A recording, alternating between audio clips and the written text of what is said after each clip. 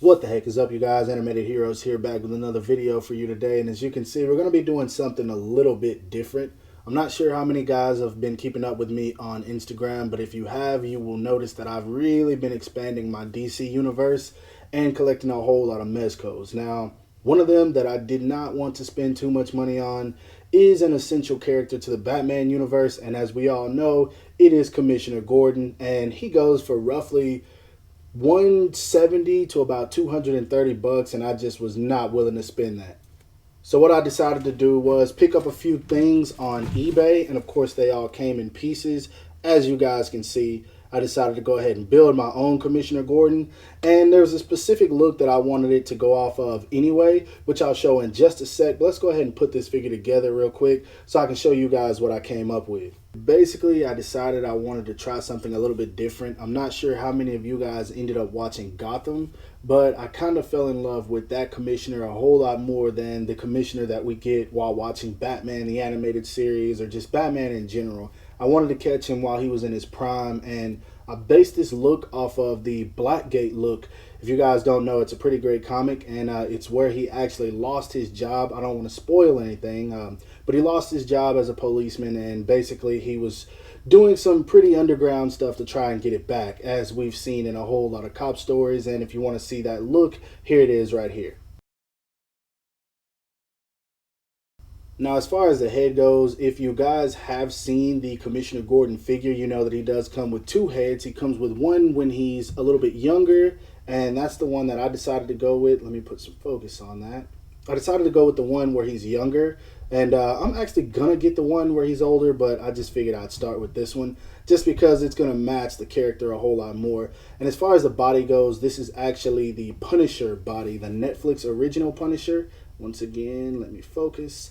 And as you guys can see, from head to toe, he looks great. Now, it does have the ability to roll up the sleeves, which I like. If you guys noticed in the photo that I showed, he does have the sleeves rolled up. And so as far as the hands go, the hands are all his, and I'll go ahead and show those off right now. He comes with the pair of fist hands that you guys see on him, of course. He comes with one trigger hand for the right hand. He comes with kind of like a stylish hand. This is probably for gripping the badge, which I did buy, it just hasn't showed up yet. And then he comes with two different open palm hands. So these are the hands from the original figure. I actually bought the body and the hands from the same person. He shipped them out pretty quick.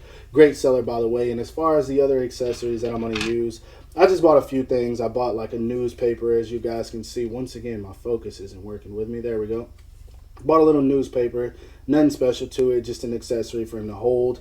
Also bought a couple of like gun range accessories, so if you want to do him practicing his shots, anything like that. And as we know, since he is a commissioner, he doesn't have a whole lot of weapons. He normally comes with a pistol, and so I do have a few that I like, but specifically I wanted to use this one. Now, if you guys don't know, this is the pistol that comes with the SH Figure Arts Injustice Harley Quinn, which is a dope figure. Now, I was just playing with this. I don't know why, but I figured out something. Actually, with this pistol, I don't know what made Tamashi Nations decide to do this, but if you have one of these gunshot effects, you can actually wedge this right in there and it'll stay. As you guys can see, it's not coming out. So this will work with a Mezco effect. And as of right now, like I said, these are all the accessories I've got for him. But his badge is on the way, his watch is on the way, and also his walkie-talkie. So I'll have a few more accessories for him. But as of right now, this is pretty much what I came up with.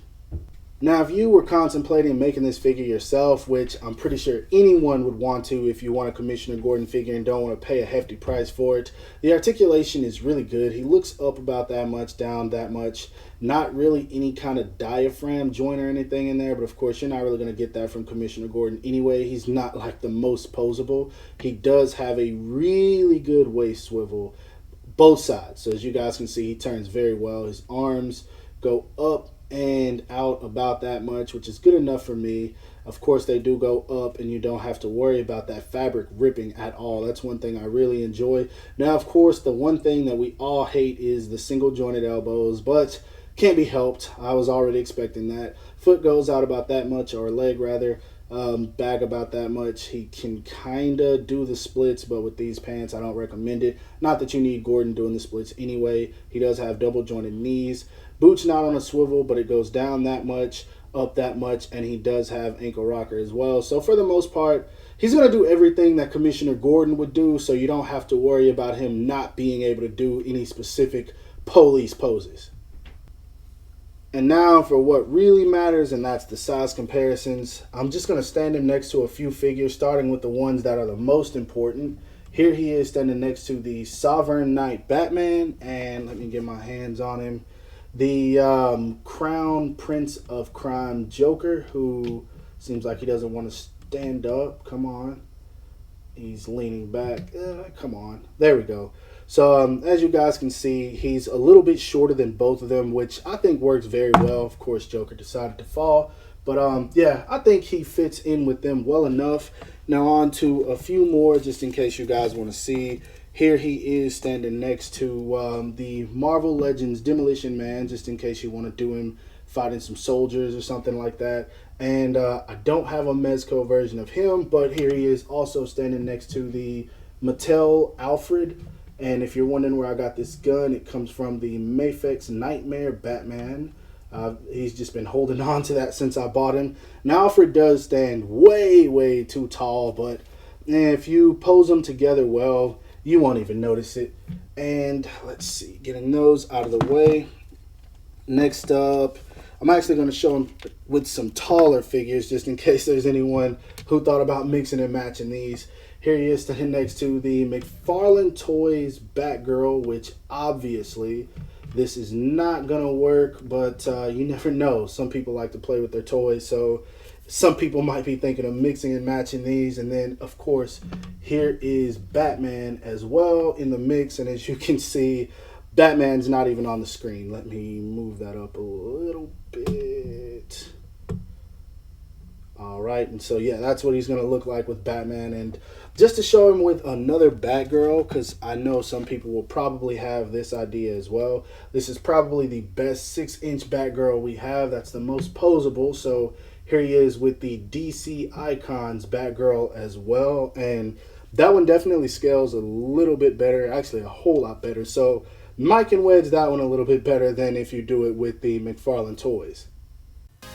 Now overall, I think I spent about $86 on this figure, and that includes everything that he came with. And while I was playing with him, I actually found a few extra accessories that I could use, such as this flash grenade here, or maybe a gas bomb, whatever you might want to use it for.